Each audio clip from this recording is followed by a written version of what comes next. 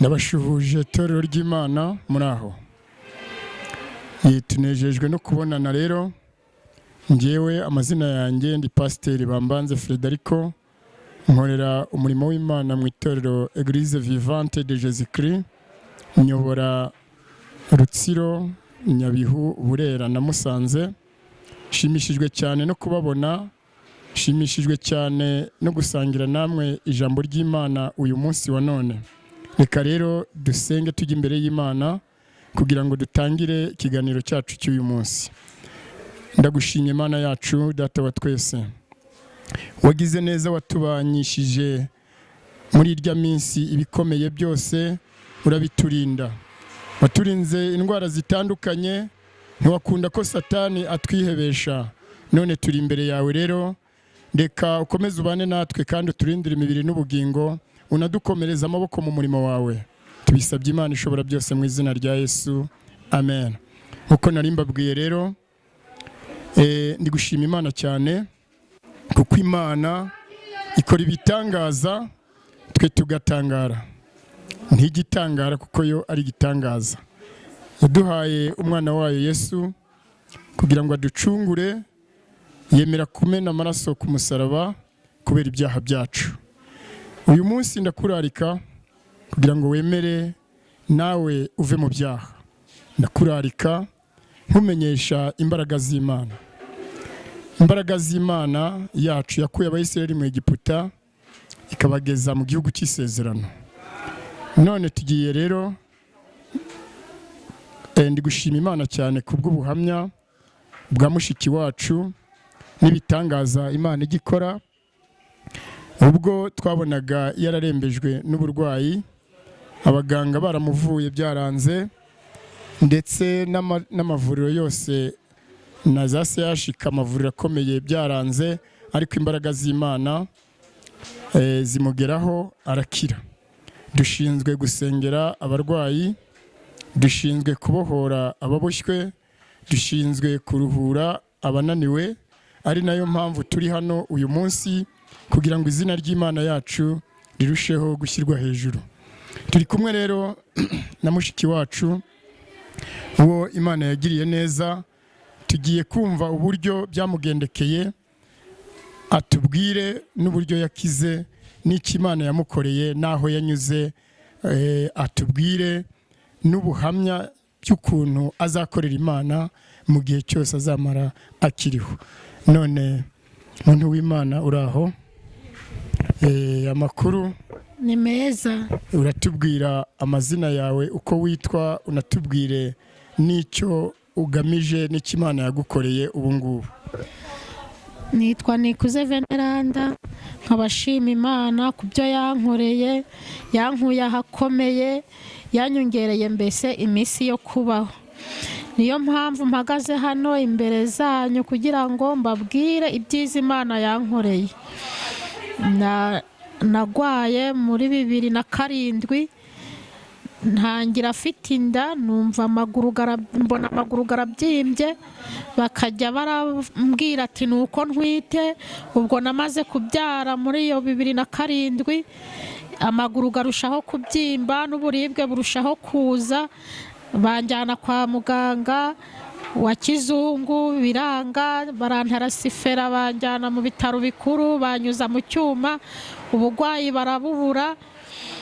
Ubwo bigeze aho abantu bakajya bambwira ati jya kwivuza mu Kinyarwanda kubwo ubugwayi babubuze.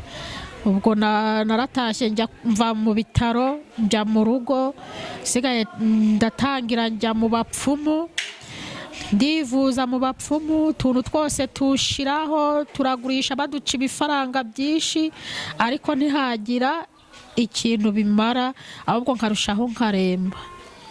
Ubwo muri 2007 biva icyo gihe ndi kwivuza mu bapfumu kugera 2015. Ariko nyine nagira ngo usobanurire abateze amatwi VAMUBYAHA TV, ese iyo nda wari utwiteye yari y'umwana wa mbere cyangwa wari ufite abandi bana? Nari ifite abandi bana, iyo nda yari iya gatatu. Yego. Ubwo nkomeza kwivuza mu bapfumu 2016, nibwo narembye noneho sinongera no kuva ku buriri. Ubwo bashyira kuri moto banjyana ku bakozi b'Imana, bamvana muri Rutsiro banjyana ahitwa muri za Rubavu. Ubwo barasengera biranga, ndaremba ahubwo kugira ngo nkire nkarushaho kuremba. Ubwo ndushijeho kuremba nibwo muri 2020 nibwo bavuze ati umuntu bagusubiza mu rugo ukareba uko wanava mu mubiri, mbese washaka ukipfira. Ubwo nibwo nagiye kumva numva umuntu aturangiye umukozi w'Imana ari wowe. Ubwo barambwira ati reka basubize muri Rutsiro, nange nkababwira ati ntago shaka gusubira muri Rutsiro, ahubwo n'umurambo wanjye ntimuzawusubizeyo, muzareke ngo ahangaha. Ubwo baragumya baranyinginga, nibwo banzanye iyo muri Rutsiro iwawe, bashyira kuri moto banzirikana n'umumotari, ndaza. Ntabwo washoboraga guhaguruka se? Ntago navaga ku buriri, naterurwaga n'abantu babiri, umwe agaterura ku maguru undi agaterura hano hejuru. Baba bagiye kushyira kuri moto, ubwo bateruraga none hari batatu kubera kuri moto, umwe agaterura akaguru kamwe n'undi akandi, bagashyirambika kuri moto, barangiza bakazirikana n'umumotari. Washoboraga kurya se? Kurya najyaga dukeya ariko ntashobora kwitamika neza. Ubwo nibwo nageze iwawe, urasengera, ndatangira numva hari ikiri kugabanyuka, ndatangira ndasinzira. Hashije icyumweru nibwo numvishije nafite nk'akantu kanzamo ngo nahaguruka, nibwo nawe waje urampagurutsa utangira kunyigisha kugenda. Uko uri kugenda unyigisha kugenda nkumva hari ikiri kugabanyuka.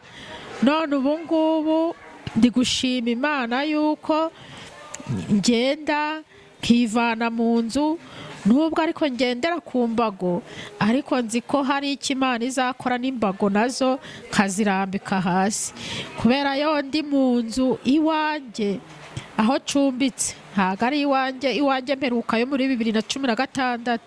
Aho cumbitse yo ndi mu nzu ufata imbago imwe nkagenda, nkaba naterura akaduki k'amazi nkakavanaho gateretse nkakagezaho cana, nkafata ibyo guteka nkateka, narangiza nkajya. Ubu mbese ndi gushima Imana ko Imana ikomeye. Abantu badasenga bajye basenga, bajye babaza n'abandi babarangire. N'abakozi b'Imana ni benshi ariko bose ntago basenga kimwe, kuko naho narindi gusenga basengera ariko bama n'umuti, bakasengera bakama n'umuti. Ariko wowe ho nahageze iwawe sangwa usenga. Ntabwo uri kubwira abateze amatwi VAMUBYAHA TV ahantu wageze cyangwa se itorero wasengeyemo? Banjyana ku mukozi w'Imana, banjyanye ku mukozi w'Imana w'Abagatulika, turasenga biranga. Ubwo none aho mfite agahenge, aho mbese ndi kuvuga ko nakiriye, kuko buno nta kibazo ufite uretse imitsi itari yahinuka, ni mu itorero Eglise Vivate, niho buno ufite agahenge, kandi nkaba nizeye yuko n'imbago nzazirambika hasi nkagenda. Birashoboka ko iryo zina Vivante n'ubuzima.